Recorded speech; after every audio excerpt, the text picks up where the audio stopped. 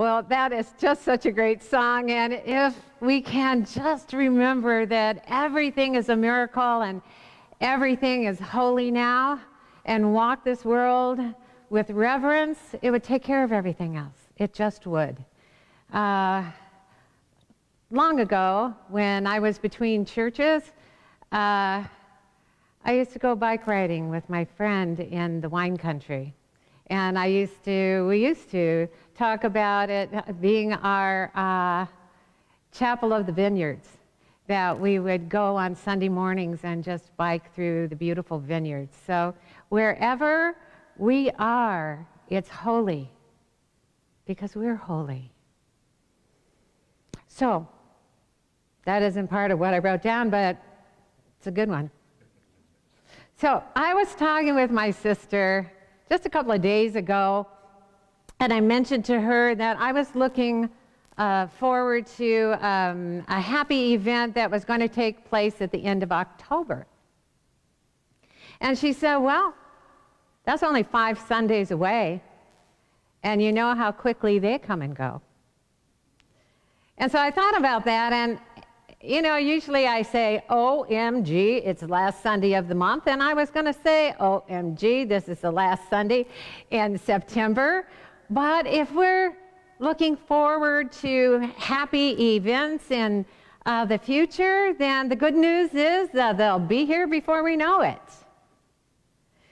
And if we're living a life that we're not enjoying, and the future looks to us like it's going to hold more of the same, and if we want to make positive changes in our thinking that will change what's next, then we can begin with one affirmative thought: that it's all good, even when things don't look so good, and my good will appear in my life before I know it. Science Mind tells us God is good, and surely does not need that any man should suffer for him or sacrifice himself to please him. Man's whole trouble is that he believes himself to be separated from the source of life. The source of all life is good because God is the source of all life. I mean, we're immersed in that source right now. We're swimming in a sea of pure, positive energy that doesn't have opposition to goodness anywhere within it. The only opposition we'll ever run into that could prevent us from living a life we enjoy living is us. It's our resistance to being happy in the moments of our life, whether we like what's going on in any moment or not. It's our insistence that something or someone needs to change first before we're going to be happy that darkens our mind and saddens our heart and keeps our good away from us.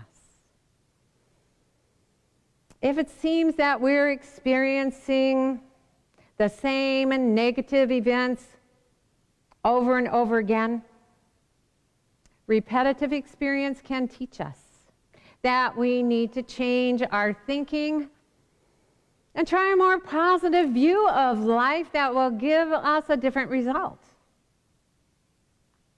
I mean, we've all heard it said, experience is the best teacher, and we live and learn. And when we win, and when we lose, we learn. But experience teaches only the teachable. We need to remain teachable to learn something new from any experience, or the future will continue to look the same as the past. Which brings us to the letter T in our alphabetical journey, and today T is for teachable, and as mentioned, this morning's talk is, are you teachable? It's a good question. The spiritual teacher Muji said all these challenges that come to you are to get you to exercise and discern by using your natural power of consciousness. If we don't discern and learn, experience can't teach us. We won't see beyond the surface of any experience to the love lesson just beneath it. I mean, when we were kids, we didn't go to school thinking that we were going to learn limited things about the world. But sometimes we did. Sometimes things were obsolete before we even learned them. And when we were kids, we didn't go to school thinking that we were going to learn limiting things about ourselves. But often we did. And all of those things were untrue even before we learned them. Now today it's easy to see how much the world has progressed and expanded in its possibilities. And yet we may still insist that we have not. Even though we can easily see that almost in every way. Since we were in school learning about science and biology and medicine and gender roles way back then, that it's all changed now. But even though we've grown older, we may still be keeping alive old thoughts in our mind like an old dog that just can't seem to learn new tricks. I mean, all these years later, are we still talking about what our parents or our teachers did to us or didn't do for us? All these years later, are we still telling ourselves what we're not able to accomplish and blaming others because we're not more in our life? How many limiting self-sabotaging beliefs do we insist are so? And how often do we argue for our limitations so we won't have to let them go? I mean, even though we may read books and listen to teachers who tell us that we are free to choose any good thought we want and focus on that thought, and that if we focus on that thought, that we can change our life, how often do we refuse to focus on positive thoughts in face of negative events that would change the outcome of those events? We're not meant to settle into a mindset or to stand still and make do with a negative point of view. We're not copers. We're powerful creators. Now, right above our staircase here at LEC, it's painted. It's all good. And no matter what has happened in our life in the past, no matter what might be happening now in our life or in the world, that is still the truth. It's all good because God is good. And God is all there is. Deep within us, in the core of our being, and right here on the surface of things.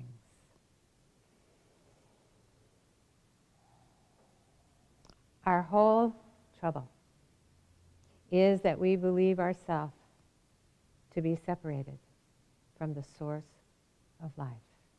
But even the surface of things in this three-dimensional world could not exist without God. Without pure, positive energy, without that energy of life running through us, our physical form could not be. God is right where we are because we wouldn't be here without God.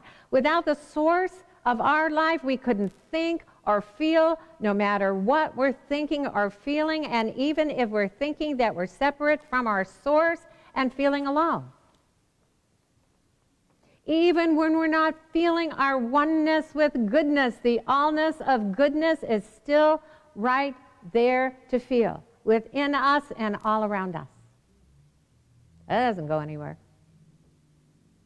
Suffering in this world is possible, but it isn't mandatory because it isn't mandated by the God of love. We're all destined to live happily ever after, eventually.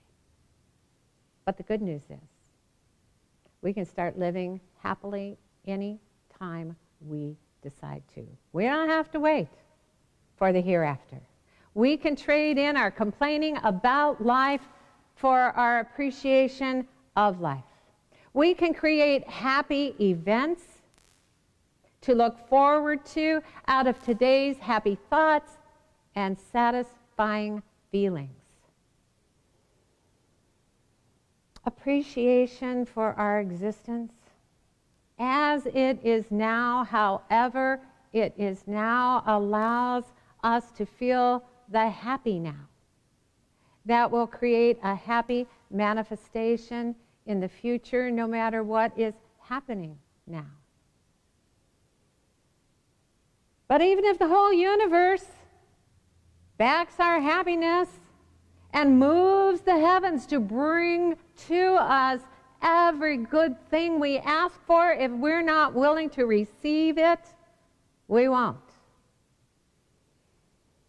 There's no reason on earth for unhappiness except our refusal to feel happy. Happiness begins within and flows out, so it's not dependent on what's already out there already.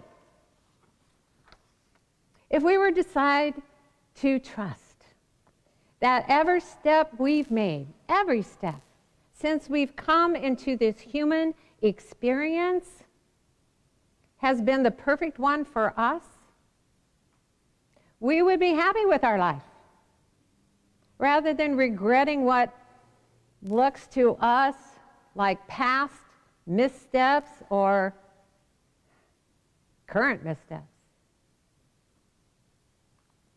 The poet Rumi wrote, if God said, Rumi, pay homage to everything that helped you into my arms, there would not be one experience in my life, not a thought, not a feeling, not an act, that I would not bow down to. All we need to do is look at our life as we're living it now to see what we've concluded about life so far. How the disposition of our thoughts and our feelings and our actions have manifested as our life right now. As the quality of our health, as the nature of our relationships, as the flow of our finances, and as everything else that appears to us as our individual life. So often we live, but rather than learning something new as we do, something helpful or more uplifting, something filled with greater possibilities for our self-expression and life experiences, We reinforce what we've already learned that hasn't been so helpful or uplifting or expanding to our view of ourself in positive ways. We can learn through experience that life is good and good to us. We can learn that we can do anything and create anything and overcome anything and still be happy as we do it. But if we haven't learned that yet, our mind may be filled with much we need to unlearn before we can experience the positive power within us to create something beautiful. Antisthenes,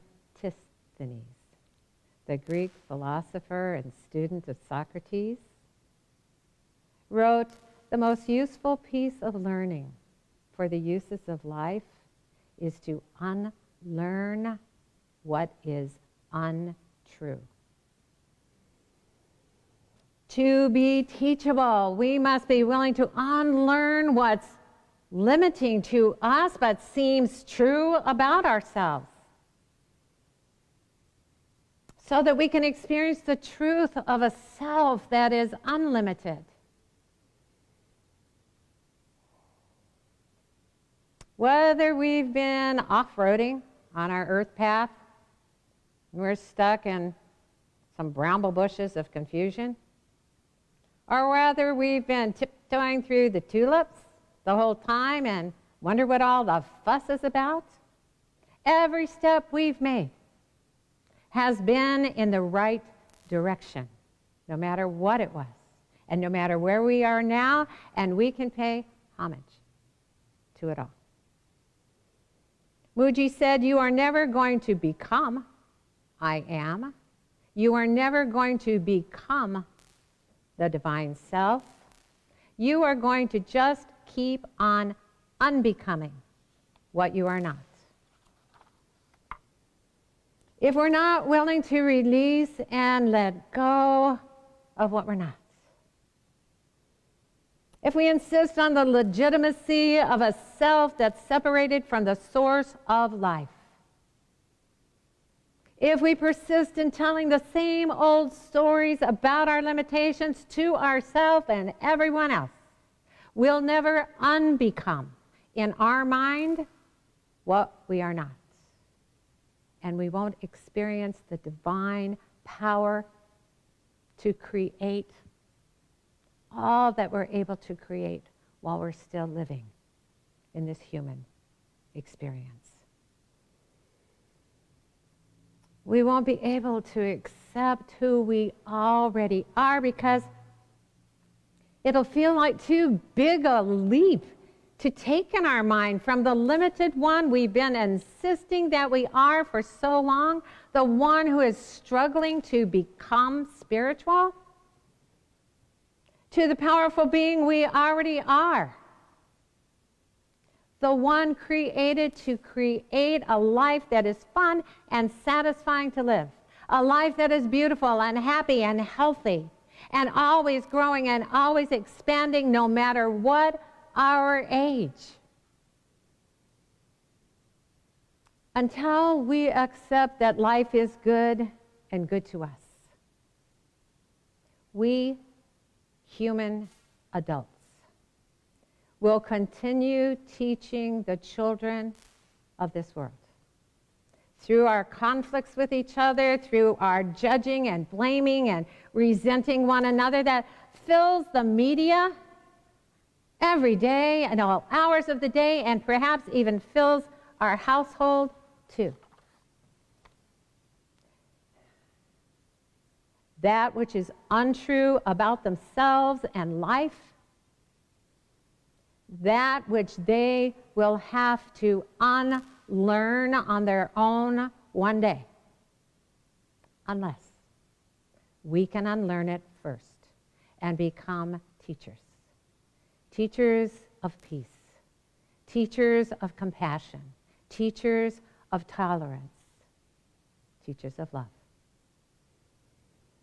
Muji said the greatest healing would be to wake up from what we are not, no matter what the condition or situation may be. One of the most powerful questions we can ask ourselves is, what can I unlearn from this experience?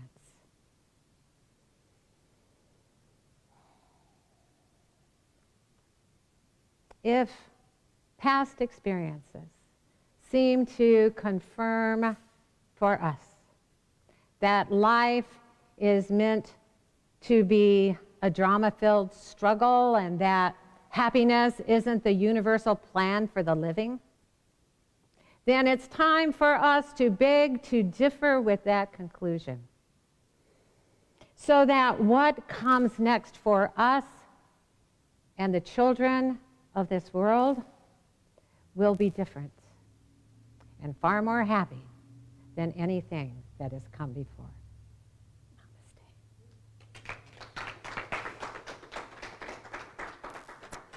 All right. Well, this is the time of our service when we get to say thank you. It's one of our favorite things to say, thank you.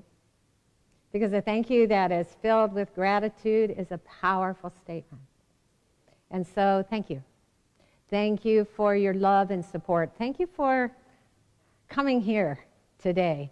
Thank you for being here for the live stream. Thank you for coming sometime this week to watch it. Thank you for your consistency throughout all of this time. Because of you, we are here. Thank you for your presence, and thank you for your financial support so that we can continue to do what we do. And if you don't know how yet to support LEC financially, and you appreciate what you're hearing and the convenience with which you're hearing it, then there are several ways that you can do it. If you are, well, you can go to our website, even if you're here, not our website, but our Facebook page, Life Enrichment Center, and hit the donate button. And that's an easy way. You can go to our website, lecflint.com, and hit the contribute button. And you can support through PayPal, or you can send us a check to 2512 South Dye Road, Flint, Michigan, 48532, or you can come to service. That's really easy. We have a dancing gratitude receiver who will gladly take your financial support. So, thank you.